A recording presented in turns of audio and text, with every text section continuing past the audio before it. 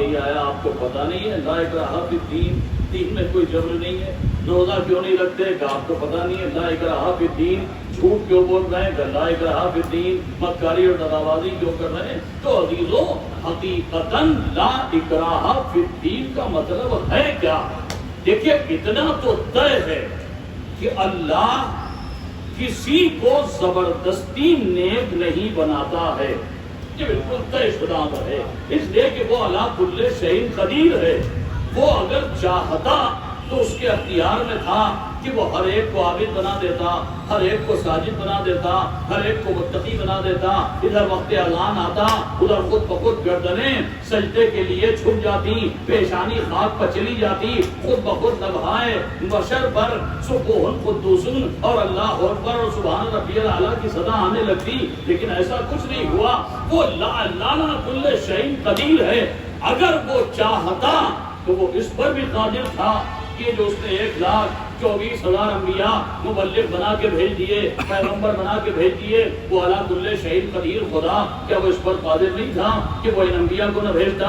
ان کے ساتھ جتنی پریشانیاں ہوئی، جتنی مصیبتیں جھیلی، جتنی پریشانیاں جھیلی، جتنے مصائب و آلام جھیلے، انہیں قتل کیا گیا، ان پر پتھر مارے گئے، انہیں طرح طرح سے ستایا گیا، انہیں آرے سے چیرا گیا، سب کچھ ہوا، اللہ کے اختیار میں تھا کہ وہ ان 1,24,000 انبیاء کو نہ بھیجتا۔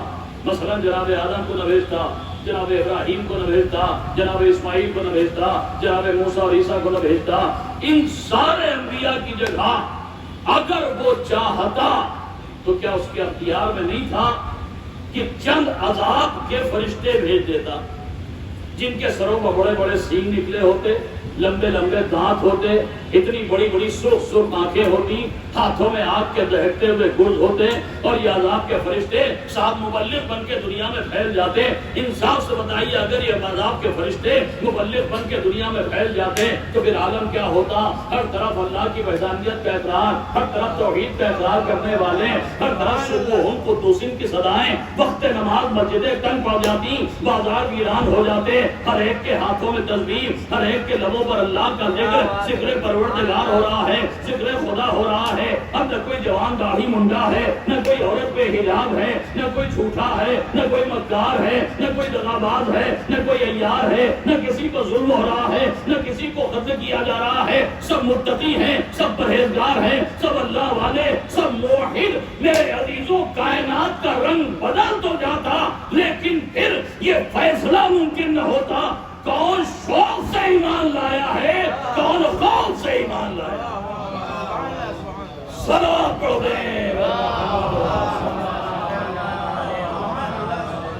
پھر یہ فیصلہ ممکن نہ ہوتا کہ کون شوق سے مومن بنا ہے، کون خوف سے مومن بنا ہے، لہذا اس نے آزاد کر دیا، جو چاہو کرو۔ دنیا میں آزادی ہے، رزق سب کو ملے گا، آب و غذا سب کو ملے گی، پابندی کسی پر نہیں ہے، لیکن اب کوئی یہ نہ سوچے کہ لا اکراہ کا مطلب یہ ہو گیا کہ اب جو چاہو کرتے چلے جاؤ۔ اگر عمل کا اختیار ہمارے ہاتھ میں ہے تو نتیجے کا اختیار بھی ہمارے ہاتھ میں نہیں۔ عمل کا اختیار تو تمہارے ہاتھ میں ہے، لیکن نتیجے کا اختیار اس کے ہاتھ میں ہے۔ تم جیسا عمل چاہو کر لو، لیکن نتیجہ بنانے والا وہ ہے۔